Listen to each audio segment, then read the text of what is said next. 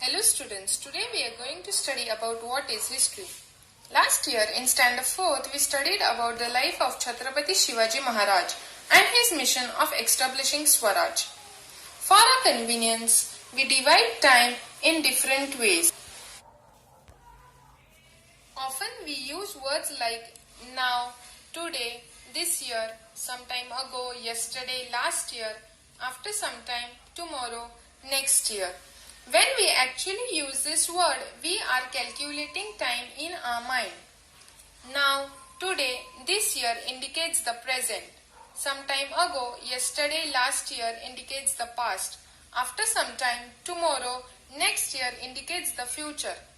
The time that has already gone by is the past. The time that we are in now is the present. And the time that is yet to come is the future. For example, if you are 10 years old today, that means the period between today and the day of your birth is the past. The period between today and 10 years after, that means you will be 20 years old, that is the future. And the events whatever have occurred in the past is your history. The scientific method of history.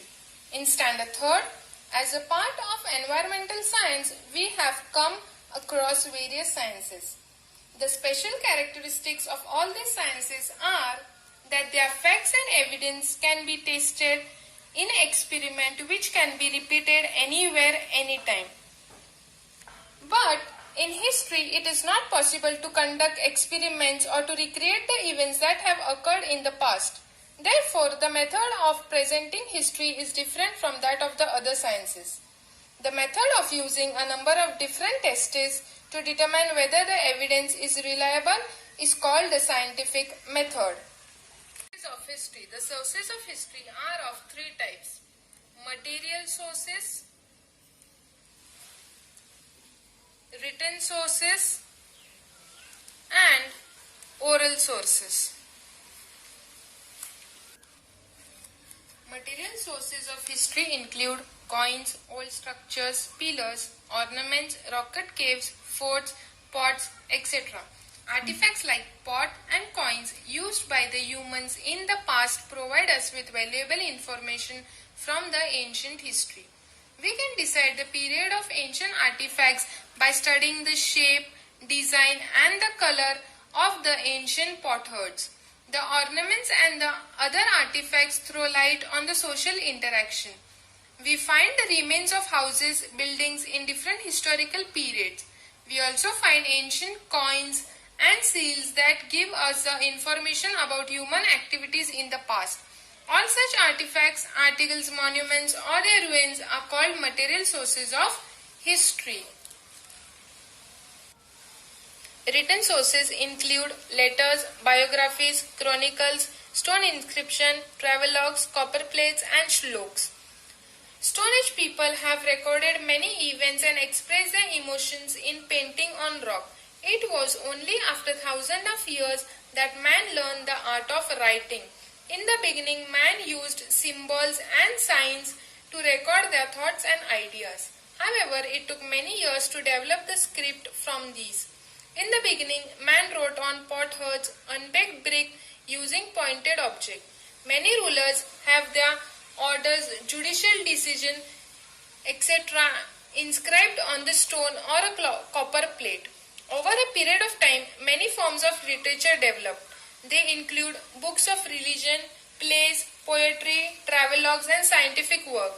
All these literatures helps us understand history of various historical periods.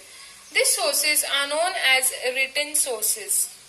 Oral sources include folk song, traditional songs, folk tales, ovis, povadas, abhangas, poems, etc. This literature is passed from generation to generation by word of mouth. This literature is not in the written form. Their authors are unknown. This type of literature preserved by oral tradition forms the oral sources of history. History studies the events of past. Individual or collective actions of human beings have consequences. They may be favorable or unfavorable for the progress of human society. For example, If the people of village come together and work together, the village makes good progress. However, if the people cannot come together and they keep on fighting between themselves, the village cannot make a good progress. Hence, history makes it possible for us to study what is and what is not favorable for our human society. Every village, city, district and state has its own history. Every science too has a history. It tells us about many scientific discoveries that brought about important changes in human civilization. The past and the future. The past, present and future are linked by the continuous change of events. The event of today are linked with the past action. Also, the future depends on the past action. This is what we learn from history. For example, man began to make tools from the material available in the nature. He learned to make use of fire and also invented wheel.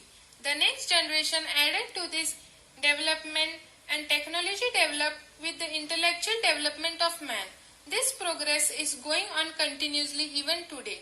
Inventions of today are only possible on the foundation of the discoveries and the invention of the past. Thank you, students. I hope you all have understood and enjoyed the chapter.